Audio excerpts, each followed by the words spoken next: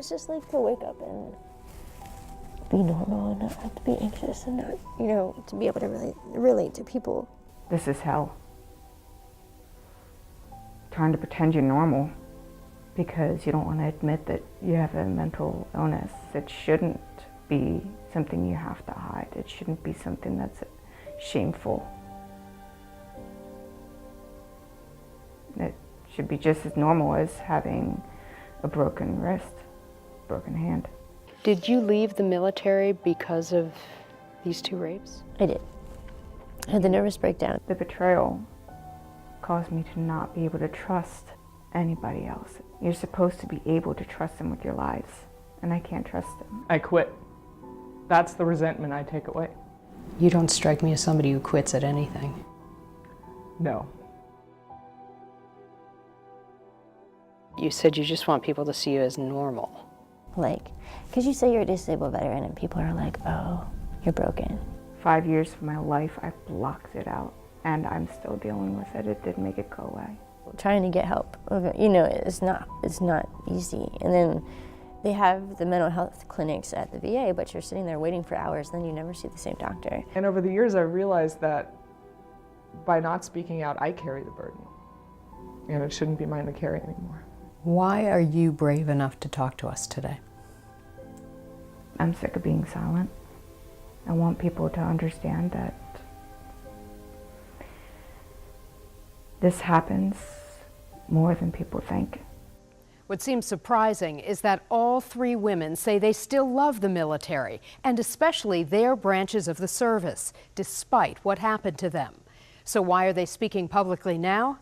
So other women and men suffering in silence will know they're not alone. Andrea McCarran, WUSA 9. Who would commit such a crime? These are the traffickers. Akawavi Afolabi, the wife, was the ringleader. Lasisi, the husband, and Derek, the son, were accomplices, according to court documents and law enforcement. Why did they do it? Money. Pure and simple. They made about $4 million off the girls. Paul Fishman is the U.S. Attorney for New Jersey. His office prosecuted the case, resulting in convictions.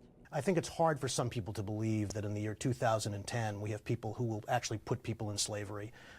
It's the most fundamental and intolerable violation of human rights. A Newark court recently sentenced Akawavi Afolabi to 27 years in prison. The father got 24 years and the son 4.5 years. After all the promises she promised me, and then when I got here, all my life was messed up. No, and I always tell her, if I knew this is how my life was gonna be, I'll never come. I'll never let her take me.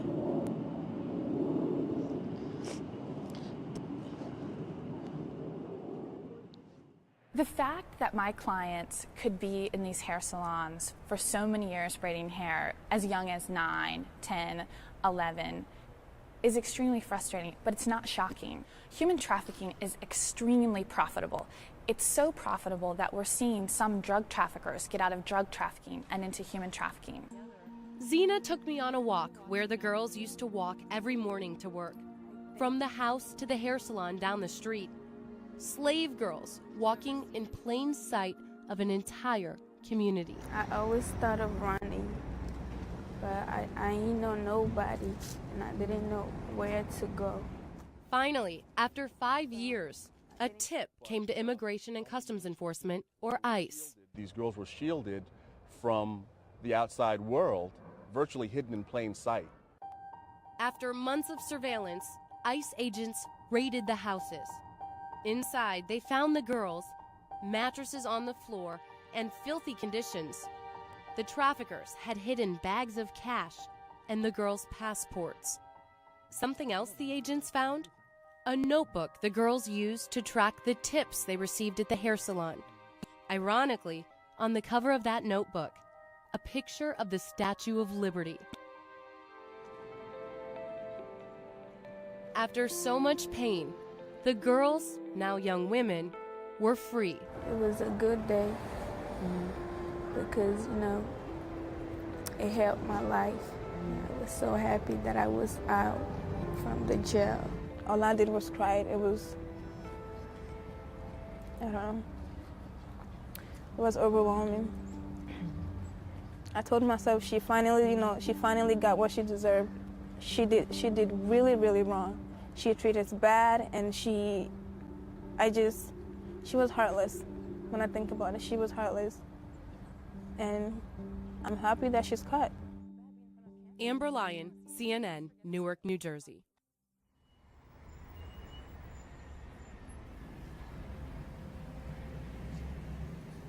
He always hit me in the head or in the body, never in the face, because he wanted to cover up what he was doing, obviously. Turtlenecks are usually a surefire sign that something is going on when your face shows that. And one of the coworkers, somebody I'd only known for a month, said, "What's going on?" And I said, "Oh, I'm okay." And she pulled my turtleneck down and saw bruises on my neck.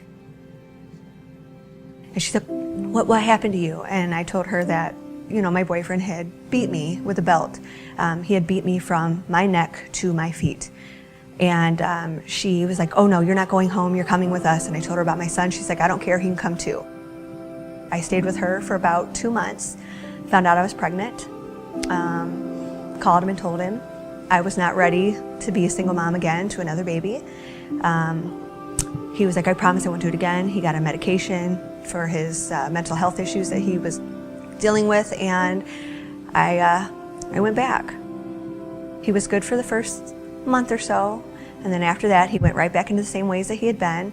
One of the days that stands out, which is right before I went to St. Jude House, I was going to work for maybe an hour, and he called me. He said, "You got 5 minutes to get here." I worked like 15 minutes from home, so I flew home as quick as I could, and for 3.5 hours he beat me with candlesticks, like glass candles, plunger stick, his fists, aerosol cans, tried to throw me down the flight of stairs. My son watched it and was so sick that he threw up, so he literally picked him up and physically threw him into the bathtub. And he kidnapped my son, my baby, my infant, and took off with him, made me kiss him goodbye, packed up all his things, and left. And that was the point when I said, "I'm going to St. Jude House." I was only supposed to be there 30 days. They held on to me till January, so I had a good 2 months, maybe a little more than 2 months there. Met some of the most amazing people, some of the best friends I have now from there, people who work there and have watched me grow.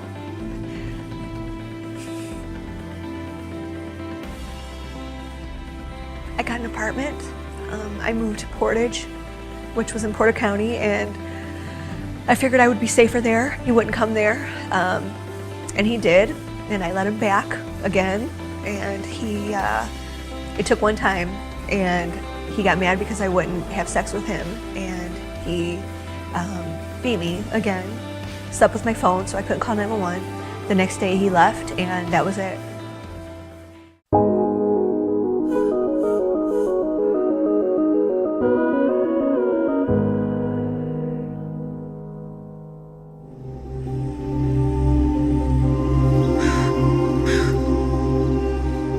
मेरी मंगनी को हो गया 4 साल, ठीक है, मंगनी हो गया 4 साल, लेकिन शादी करने लगे थे अब्बू हरी अभी, लेकिन चाचू कहता नहीं उत्थे नहीं करनी है। असी अम्मी हरी कहते ने क्यों, अब्बू कहता क्यों, वो इंज दे लड़के, वो फलाने, वो टींगे, वो गरीब ने, वो इंज फलाने। असी क्या अग्गू फिर कहता अच्छा फिर 2-3 दिनों पता लग जाएगा तेनू कौन खड़ता है, पता लग जाएगा।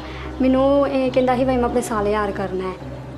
मैं फिर अपने ससुराल वाले फोन किया, कैसर ने फोन किया, इन मैं क्या इंज इंज कहते पे ने, आंदा तू आ जा असी निकाह कर ले। लेकिन फिर कोर्ट मैरिज ख्याली बाईपास नहीं है कचहरी अदालत, वो गए उत्थे निकाह किया। हाँ जी, अपनी शादी के बाद 1 दिन भी नहीं रही है अपने शोहर के साथ। मैं 1 भी दिन भी नहीं रही, उस रात को ही ले गए थे।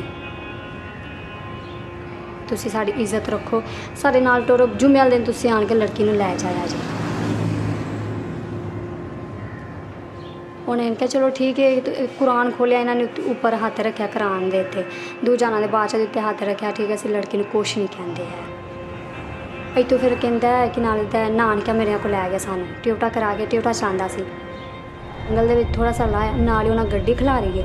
गड्डी खिलार के चाचू मेरे पहले चपेड़ा मारते रहे, पहले मेरे थले मारते रहे, मैं थे ये इसको पहले मुझे पिटाई कर रहे, चपेड़े मारे हैं, मुक्के मारे हैं, लेकिन मैं बर्दाश्त कर रही हूँ, बातें कर रही हूँ, खुदा का काँप रही हूँ बहुत ज़्यादा इनके आगे।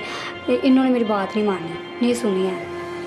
इन्हें दिमाग के उत्ते इंज नज़दीक रखी, दिमाग के उत्ते रखी है, तो मैं थोड़ा सा इंज किया है बस, थोड़ी गर्दन हलाई है थोड़ी सारी थल्लों इंज, संग चाचू ने संग दबाया मेरा, कहता ला मार, तो मैं लेकिन थोड़ी सारी इंज गर्दन दबाई है अपनी, तो लेकिन इधरों लंघ इन्होंने असी मार गई है। ये लाके फिर उन्होंने त्रोड़े दे विच बोड़ी च बंद करके मैंने नहर च फेंक दिता। चिरेगी फिर तां नहीं आन लगी, लोगों को पता ना चलेगा।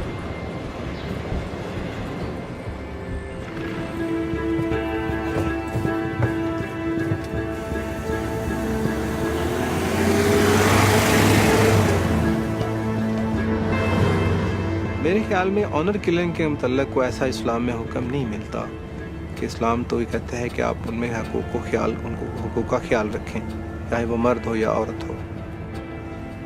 अल्लाह ने उसको हक दिया है, फ्री है, तो इस हवाले से मेरे लिए बड़ा फ्री कि एक इतनी सी बात पे इतना बड़ा उसके साथ हो जाना, ये तो बहुत ही गैर इस्लामिक सफ़े है।